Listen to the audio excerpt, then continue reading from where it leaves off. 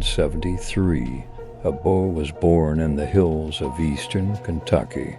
Born to a poor family, but an average happy family, his early life wasn't much to speak of.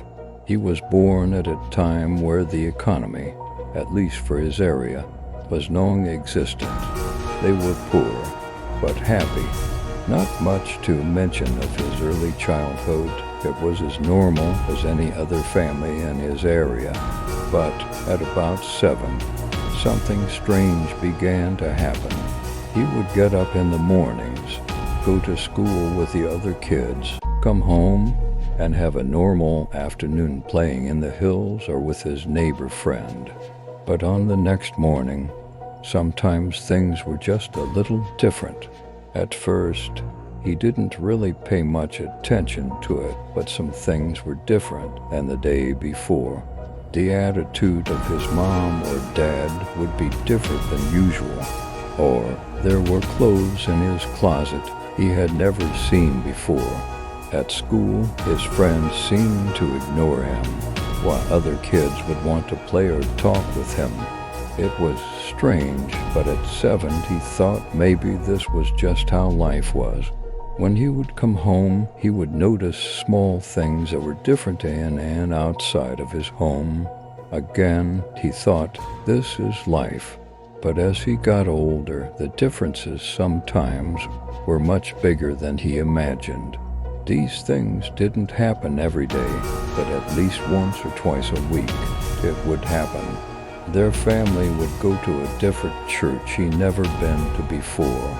The car would be different than the one they usually drove. Clothes would still be different from the day before, though the arrangement of the house wouldn't be the same.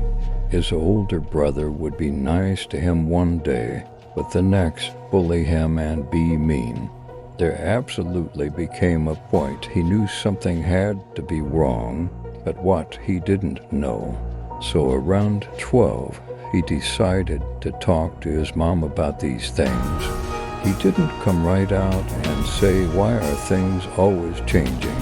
He would ask, why were people so different from one day to the next? Why were people mean one day, but loved him the next? His mom would say, that's how people are. He didn't want to say too much as he lived in a devout Christian home and was afraid they would either call him evil or maybe possessed. It was a child's thinking, but he knew it would be the case. But there was one constant in all of this, his best friend since birth, someone he could talk to. Even on the days everything seemed wrong, his best friend was always his best friend. He didn't know why that didn't change, but it was the constant that kept him stable. So one day he opened up to his friend. He wasn't sure if he believed him, but he listened and tried to help him reason it